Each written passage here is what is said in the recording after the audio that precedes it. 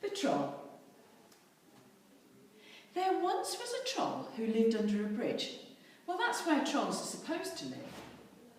Meanwhile, far out at sea, there were some pirates who lived in a ship. Well, that's where pirates are supposed to live, so that's okay. Trolls are supposed to eat goats, but no goats ever came trip-trapping over the troll's little bridge, so he ate fish instead. But one morning he heard a faint noise on his bridge. Up he popped, and he said what trolls are supposed to say, which is, "Who's that trip-trapping over my bridge?" "I'm not trip-trapping, I'm scuttling," said a tiny black creature, "and I'm a spider." "Oh, bother, I thought you were a goat," said the troll. "No, goats have fur," said the spider. "Never mind, I'll eat you anyway," said the troll. "You'll make a nice change from fish." "Oh, no, please don't eat me," said the spider. "Why don't you go further down the river to the next bridge? It's a much better bridge for goats."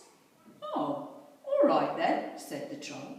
So he packed up his frying pan and his cookery book, and off he went. Pirates are supposed to dig for treasure, and these pirates had a treasure map with a rhyme on it. "Between the palm tree and the rocks, 6 foot deep, lies a treasure box." They sailed and they sailed until they reached an island. "This is the spot," said Handkerchief. Handkerchief? Like blowing your nose out? "Start digging," he said.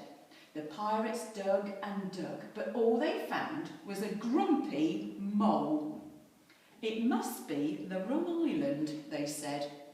After that digging had made them hungry, it was Ben Buckle's turn to do the cooking. He cooked fish pie. "It's soggy," said Percy Patch. "It's slimy," said Peg Polkadot. "When we find gold, we can buy a decent cookery book," said Handkerchief.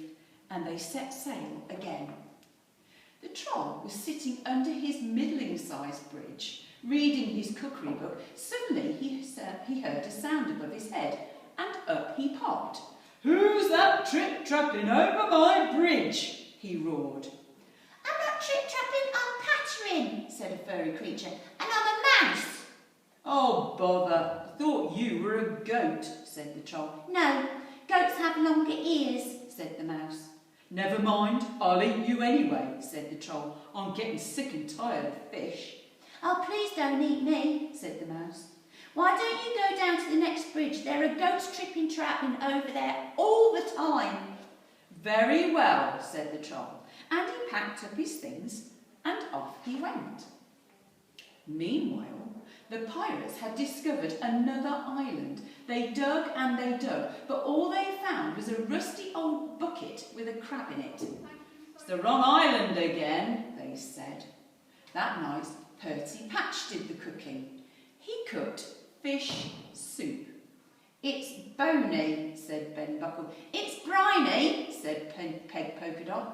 "If only we could find the gold, we could pay for a proper cook," said Handkerchief.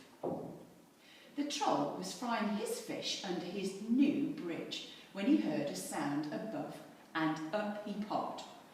"Who's that trip-trapping over my bridge?" he bellowed.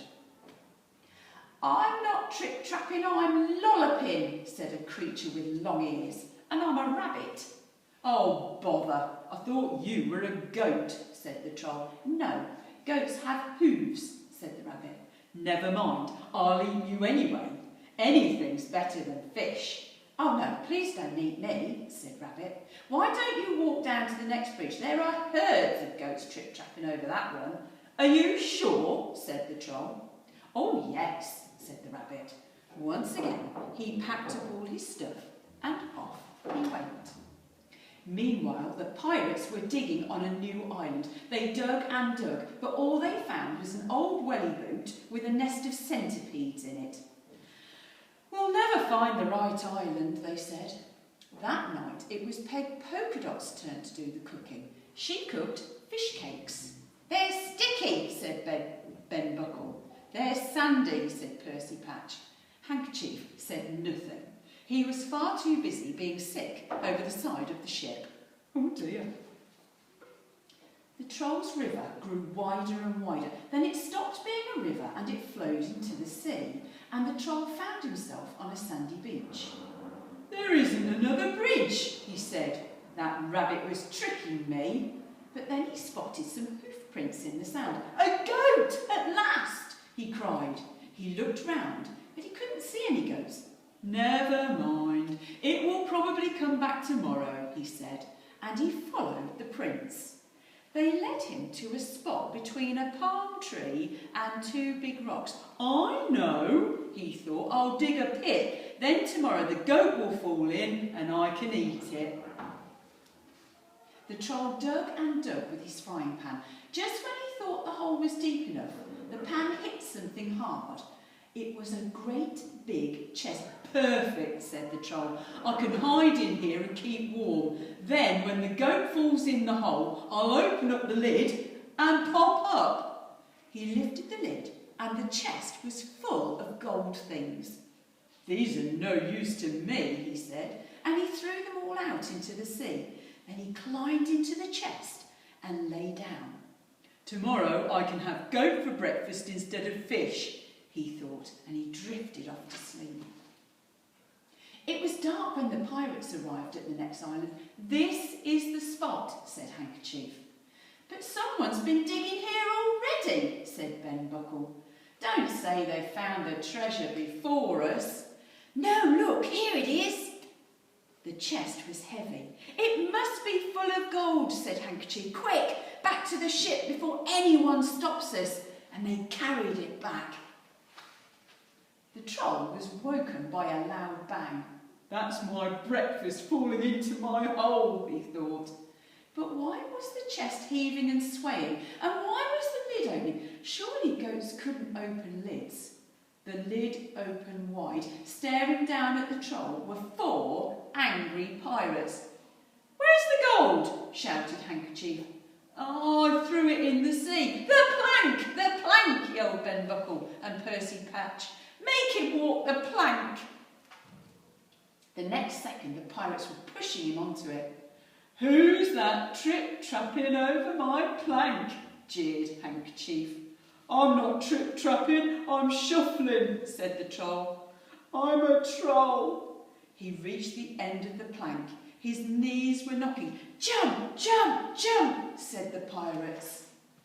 But just then Peg Polkadot came running up. "Wait!" she cried. "I found something else inside the chest." In one hand she held the Troll's frying pan, and in the other she held his cookery book. "Stop!" called Handkerchief. He looked at the Troll in a new way. "Can you cook?" he said. "Yes," said the Troll. "Yes!" shouted the pirates. "Then you can stay." "Oh, thank you," said the Troll, and he shuffled back along the plank. "When shall I start?" "Right now," said Hank. The pirates showed the Troll the ship's kitchen. The Troll grinned. He turned to his favourite page in his cookery book. "Shall I make us a nice goat stew?" he asked. "Goat? Goat? But pirates don't eat goat," said Handkerchief. "We want what pirates are supposed to eat." "What's that then?" said the Troll. "Fish," said the pirate chief. "Oh no, fish again." The end.